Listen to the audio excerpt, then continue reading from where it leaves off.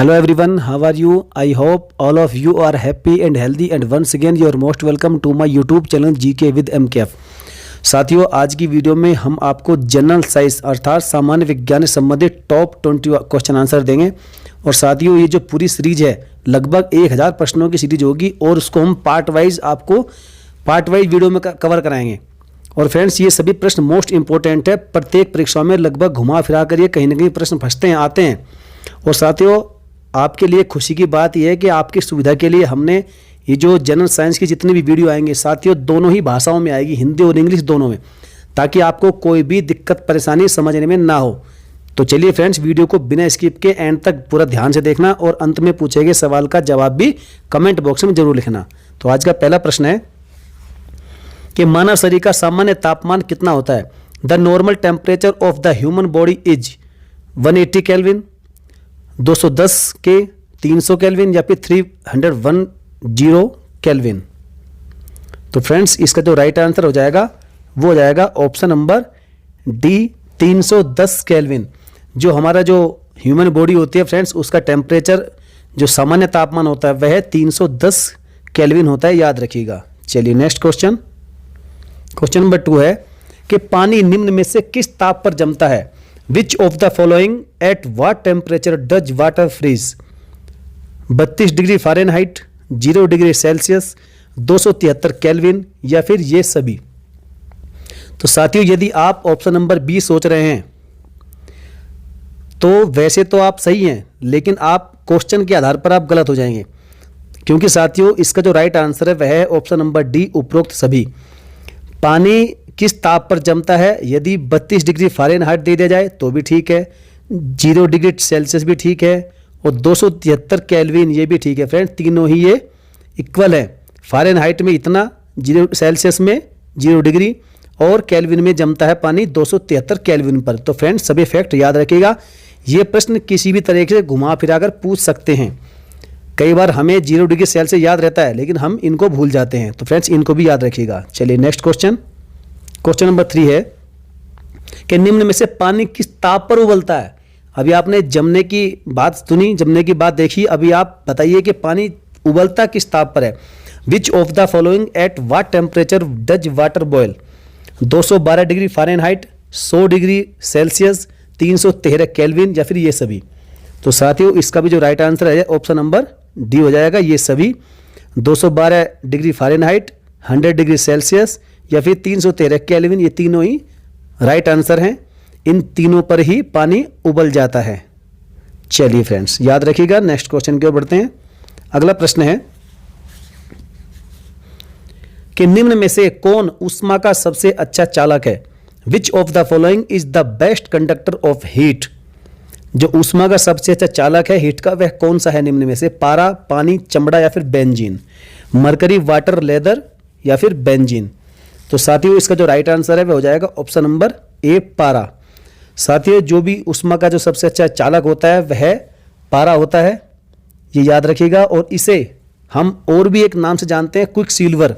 ये भी कई बार पूछा जाता है कि पारे को किस और नाम से जानते हैं, तो ये भी याद रखिएगा फ्रेंड्स। इसको जो है क्विक सिल्वर या फिर त्वरित चांदी या फिर क्विक सिल्वर के नाम से भी इसे जानते हैं। इसे मरकरी को, पारे को। और ये ऊष्मा का सबसे अच्छा चालक माना जाता है, ये बेस्ट कंडक्टर ऑफ हीट माना जाता है। चलिए नेक्स्ट क्वेश्चन नंबर 5। एक वस्तु का अधिकतर भार होता है। An object weights the maximum in? जो एक वस्तु होती है वह सबसे अधिक भारी किस में होती है? हवा में, वाटर में, हाइड्रोजन में या फिर निर्वात में? तो फ्रेंड्स, जो भी कोई वस्तु होती है वह सबसे अधिक भारी होती है निर्वात में। Option number D is the right answer, vacuum. साथियों, याद रखिएगा, वैक्यूम मतलब जहां पर हवा पानी कुछ नहीं है, निर्वात है। तो साथियों, कोई भी वस्तु सबसे अधिक भारी निर्वात में ही होती है। नेक्स्ट क्वेश्चन नंबर 6 कि लंबाई की सबसे छोटी इकाई इनमें से कौन सी है? The shortest unit of length is micron, nanometre, angstrom या फिर फर्मीमीटर? तो फ्रेंड्स, इसका जो राइट आंसर है ऑप्शन नंबर डी, याद रखिएगा, फर्मीमीटर। जो फर्मीमीटर होता है साथियों, यह लंबाई की अर्थात लेंथ की ये सबसे छोटी इकाई होती है, ये शॉर्टेस्ट यूनिट ऑफ लेंथ होती है फर्मी मीटर, याद रखिएगा। नेक्स्ट क्वेश्चन नंबर 7, एक हीटर में तार किस चीज से बना होता है? The coil in a heater is made of nichrome, tungsten, तांबा या फिर लोहा। नाइक्रोम, टंगस्टन, कॉपर या फिर आयरन। तो साथियों जो इसका राइट आंसर है वह हो जाएगा ऑप्शन नंबर ए, नाइक्रोम। आपने अक्सर सुना होगा कि जो हीटरों में तार होती है या जो हमारे घरों में जितने भी हीटिंग अप्लायंस होते हैं, जो भी इलेक्ट्रिक एलिमेंट्स होते हैं, जैसे कि इंडक्शन कुकर हो गया या इलेक्ट्रिक प्रेस हो गई, तो साथियों इन सभी में जो तार होता है वह नाइक्रोम का बना होता है। जो हीटर में तार होता है वह बना होता है नाइक्रोम का, याद रखिएगा। नेक्स्ट क्वेश्चन नंबर 8, सामान्य ताप पर हवा या वैक्यूम में ध्वनि की गति क्या है? The velocity of sound in the air at normal temperature. 331 metre per second, 220 metre per second, 110 metre per second या फिर 232 मीटर पर सेकंड। साथियों मोस्ट इंपोर्टेंट क्वेश्चन है ये, क्वेश्चन एनटीपीसी में पिछले साल पूछा गया था। तो इसका जो राइट आंसर है वह हो जाएगा ऑप्शन नंबर ए, 331 मीटर पर सेकंड। सामान्य ताप पर हवा में ध्वनि की गति होती है 331 मीटर पर सेकंड। और साथियों याद रखिएगा, जब 1 डिग्री सेल्सियस टेम्परेचर बढ़ता है, जब 1 डिग्री सेल्सियस ताप बढ़ता है तो हवा की जो गति होती है वह 0.6 मीटर पर सेकंड हो जाती है। कितनी? 0.6 मीटर पर सेकंड जब टेम्परेचर 1 डिग्री सेल्सियस बढ़ता है। तो इसलिए कहा जाता है कि सामान्य ताप पर जो हवा है उसमें ध्वनि की गति होती है 331 मीटर पर सेकंड। चलिए नेक्स्ट क्वेश्चन। फ्रेंड्स उम्मीद करता हूं कि आपको प्रश्न सारे समझ में आ रहे होंगे। यदि आपको वीडियो अच्छी लग रही है, आपको प्रश्न यूजफुल लगते हैं तो आप वीडियो को लाइक जरूर करिएगा। क्वेश्चन नंबर 9 है, पॉजिट्रॉन का आविष्कारक कौन था? Who was the inverter of positron? Rutherford, J Thomson, Chadwick या फिर एंडरसन। तो फ्रेंड्स जो पॉजिट्रॉन का आविष्कारक था, जिसने इसकी खोज की थी, तो वे थे option number C, Chadwick. Chadwick ने ही, फ्रेंड्स करेक्शन कर लीजिए, इसका राइट आंसर हो जाएगा option number D, Anderson. Anderson ने ही जो है पॉजिट्रॉन का आविष्कार किया था, इसकी खोज की थी। चलिए नेक्स्ट क्वेश्चन, क्वेश्चन नंबर 10 कि क्यूरी किसकी इकाई है? Curie is the unit of रेडियोधर्मिता, तापमान, ऊष्मा या फिर ऊर्जा, रेडियो एक्टिविटी, टेम्परेचर, हीट और एनर्जी। तो साथियों इसका जो राइट आंसर है वह हो जाएगा ऑप्शन नंबर ए, रेडियोधर्मिता। रेडियोधर्मिता की ही इकाई है क्यूरी। और क्यूरी आपने सुना होगा, मैरी क्यूरी और पियरे क्यूरी, इनका नाम आपने अक्सर सुना होगा। तो इन्हें जो मैरी क्यूरी थी, इन्हें 2 अलग अलग फील्ड में अर्थात 2 अलग सब्जेक्ट में नोबेल अवार्ड भी मिला था, फिजिक्स में और केमिस्ट्री में। तो साथियों इसलिए रेडियो एक्टिविटी की जो यूनिट होती है वह होती है क्यूरी, ये याद रखिएगा। मोस्ट इंपॉर्टेंट क्वेश्चन है ये। नेक्स्ट क्वेश्चन नंबर 11, सापेक्ष आर्द्रता किसके द्वारा मापी जाती है? Relative humidity is measured by hydrometer, hygrometer, lactometer या फिर पोटेंशियोमीटर। फ्रेंड्स क्वेश्चन को ध्यान से पढ़ना, ध्यान से सुनना और समझना। सापेक्ष आर्द्रता जो होती है वह किसके द्वारा मापी जाती है? अर्थात जो हवा में नमी होती है, ह्यूमिडिटी होती है, वह किसके द्वारा नापते हैं उसे? तो साथियों इसका जो राइट आंसर है वह हो जाएगा ऑप्शन नंबर बी, हाइग्रोमीटर। साथियों हाइग्रोमीटर और हाइड्रोमीटर इन दोनों में अंतर है, यहाँ आप कंफ्यूजन में मत पड़ना। हाइग्रोमीटर से नापते हैं सापेक्ष आर्द्रता अर्थात हवा में नमी की मात्रा, और जो हाइड्रोमीटर होता है फ्रेंड्स, हाइड्रोमीटर के द्वारा हम किसी भी लिक्विड या फिर तरल पदार्थ की जो स्पेसिफिक ग्रेविटी होती है, जिसे हम रिलेटिव डेंसिटी भी कहते हैं या फिर सापेक्षिक घनत्व भी कह सकते हैं, तो इन सबको नापते हैं किससे? हाइड्रोमीटर से, न कि हाइग्रोमीटर से। हाइग्रोमीटर से नापते हैं हम सापेक्ष आर्द्रता, हवा में नमी की मात्रा, जबकि हाइड्रोमीटर से नापते हैं हम किसी भी वस्तु की या तरल की या लिक्विड की स्पेसिफिक ग्रेविटी, रिलेटिव डेंसिटी या फिर सापेक्षिक घनत्व उसे नापते हैं। तो चलिए फ्रेंड्स मैं उम्मीद करता हूं आप समझे होंगे। Next question, question number 12, Fahrenheit मान से मानव शरीर का तापमान क्या है? Very very most important. Commonly heat of the human body in Fahrenheit, 97 degree Fahrenheit, 97.5 degree Fahrenheit या फिर 98 डिग्री फ़ारेनहाइट या फिर 98.6 डिग्री फ़ारेनहाइट। तो friends option number D is the right answer, 98.6 degree Fahrenheit. जो मानव शरीर का सामान्य तापमान होता है फ़ारेनहाइट मान में, तो वह होता है फ्रेंड्स 98.6 डिग्री फ़ारेनहाइट। याद रखिएगा, कई बार घुमा फिरा कर प्रश्न ऐसे बनते हैं, पूछे जाते हैं। चलिए नेक्स्ट। अब इसी प्रकार से एक प्रश्न और है, यदि पूछ लिया जाए कि सेल्सियस मान में मानव शरीर का सामान्य तापमान कितना होता है, commonly heat of the human body in degree Celsius, तो फ्रेंड्स बताइए इसका राइट आंसर क्या हो सकता है। तो इसका राइट आंसर हो जाएगा option number C 37 degree Celsius. ये भी याद रखिएगा फ्रेंड्स, 37 डिग्री सेल्सियस जो है सेल्सियस मान में मानव शरीर का नॉर्मल टेम्परेचर होता है, सामान्य तापमान होता है। और आपने अक्सर सुना होगा कि आमतौर पर जो बुखार होता है, फीवर होता है, तो वह किससे शुरू होता है, किस तापमान से शुरू होता है, तो 100.4 डिग्री फ़ारेनहाइट या 38 डिग्री सेल्सियस। जब तापमान इससे ऊपर चला जाता है तो हम कहते हैं कि अब जो है व्यक्ति को बुखार हो गया है या उसे फीवर हो गया है। चलिए next question, question number 14, neutron की खोज किसने की थी। Neutron was discovered, Rutherford, Thomson, Chadwick या फिर न्यूटन। तो साथियों इसका राइट आंसर है option number C, Chadwick. Chadwick ने ही न्यूट्रॉन की खोज की थी। और इसके लिए एक ट्रिक मैं आपको बता देता हूँ, आप याद रखिएगा एनसी से याद रखिएगा। न्यूट्रॉन की खोज की थी चैडविक ने। किसने? न्यूट्रॉन की खोज चैडविक ने। एनसी से याद रखिएगा, चैडविक। चलिए नेक्स्ट, क्वेश्चन नंबर 15, ब्रह्मांड में सबसे अधिक मात्रा में तत्व पाया जाता है। Which element is found in the highest amount in the universe.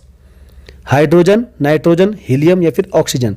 Friends यहाँ क्वेश्चन को ध्यान से पढ़िएगा, यहाँ पूरे यूनिवर्स की बात की गई है, ब्रह्मांड की बात की है, न कि पृथ्वी के एनवायरनमेंट की या फिर पृथ्वी के क्रस्ट मेंटल कोर की, इनकी बात नहीं कही गई, क्योंकि सब में अलग अलग है। और फ्रेंड्स याद रखिएगा एक चीज और है, यहाँ पर यह ह्यूमन के संदर्भ में पूछी गई है।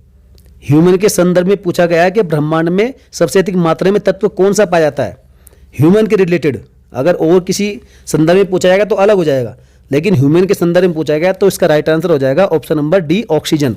ऑक्सीजन की मात्रा सबसे अधिक पाई जाती है। यदि पूछ लिया जाए कि सन में अर्थात सूर्य में सबसे अधिक कौन सा तत्व पाया जाता है, तो वह होगा हाइड्रोजन। लेकिन यहाँ यूनिवर्स की बात की गई तो ह्यूमन के संदर्भ में हो जाएगा ऑक्सीजन। चलिए नेक्स्ट क्वेश्चन, क्वेश्चन नंबर 16, तैरने के सिद्धांत की खोज किसने की थी। Who discovered the principle of law of floating. Newton, Galileo, Rutherford या फिर आर्किमिडीज। तो साथियों इसका राइट आंसर हो जाएगा option number D, Archimedes. Archimedes ने ही तैरने के सिद्धांत की खोज की थी। और इन्होंने बताया था कि जब कोई वस्तु पानी में उतारी जाती है तो वह अपने वॉल्यूम के इक्वल वाटर को डिस्प्लेस करती है, अर्थात अपने आयतन के बराबर ही पानी को हटाती है, और इसी सिद्धांत पर वस्तु पानी में तैरती है। इसलिए याद रखिएगा, मोस्ट इंपॉर्टेंट क्वेश्चन है। तैरने के सिद्धांत की यदि बात की जाए कि इसकी खोज किसने की थी, डिस्कवर किसने किया था, तो किया था आर्किमिडीज ने। चलिए नेक्स्ट क्वेश्चन, क्वेश्चन नंबर 17। साथियों आपको सभी प्रश्न ऐसे ही मिलेंगे, क्योंकि मेरा समझाने का तरीका ही है। यदि आपको समझ में आए तो ठीक है, नहीं आए तो वीडियो को डिसलाइक करिएगा। गोइटर, जिसे हम थायराइड ग्रंथि कहते हैं, उसकी अत्यधिक वृद्धि किसकी कमी के कारण होती है। Excessive growth of thyroid gland cases by the deficiency of. तो फ्रेंड्स इसका जो राइट आंसर है वो हो जाएगा ऑप्शन नंबर ए, आयोडीन। जो आयोडीन की कमी के कारण ही जो गोइटर रोग होता है या फिर जो थायराइड ग्लैंड होती है वह फूल जाती है, वह बढ़ जाती है। इसलिए कहते हैं कि जब थायराइड ग्रंथि बढ़ती है तो मानते हैं कि आयोडीन की कमी हो गई है। आयोडीन की कमी के कारण ही जो थायराइड ग्रंथि का जो फूलना है, जिसका जो causes of by the deficiency है, जो ये रोग है गोइटर, ये इसी के कारण होता है, इसी की कमी के कारण होता है। याद रखिएगा। नेक्स्ट क्वेश्चन की ओर बढ़ते हैं फ्रेंड्स। अगला प्रश्न है, साइटोलॉजी है। साइटोलॉजी इज क्या है? बैक्टीरिया का अध्ययन है, फसलों का अध्ययन है, कोशिकाओं का अध्ययन है, जनसांख्यिकी का अध्ययन है। Study of bacteria, study of crops, study of cells या फिर स्टडी ऑफ डेमोग्राफी। तो साथियों इसका राइट आंसर है ऑप्शन नंबर सी, कोशिकाओं का अध्ययन, अर्थात स्टडी ऑफ सेल्स होता है साइटोलॉजी के अंतर्गत। ये याद रखिएगा। चलिए फ्रेंड्स नेक्स्ट क्वेश्चन की ओर बढ़ते हैं। क्वेश्चन नंबर 19, रोग एथलीट फुट। जो एथलीट फुट नाम का रोग होता है फ्रेंड्स, यह किसके कारण होता है? The disease athlete foot is caused by bacteria, fungi, protozoa या फिर वायरस। जीवाणु, कवक, प्रोटोजोआ या फिर वायरस। तो फ्रेंड्स इसका जो राइट आंसर है वह हो जाएगा ऑप्शन नंबर बी, कवक। क्योंकि जो एथलीट फुट होता है फ्रेंड्स, ये एक तरह का फंगल रोग होता है, एक फंगल के कारण फैलता है, और इसलिए जो है ये जो फंगी है, कवक है, इसका कवक के कारण ही ये रोग होता है एथलीट फुट, ये याद रखिएगा। नेक्स्ट क्वेश्चन नंबर 20, मानव शरीर में विटामिन ए को कहाँ संग्रहित किया जाता है?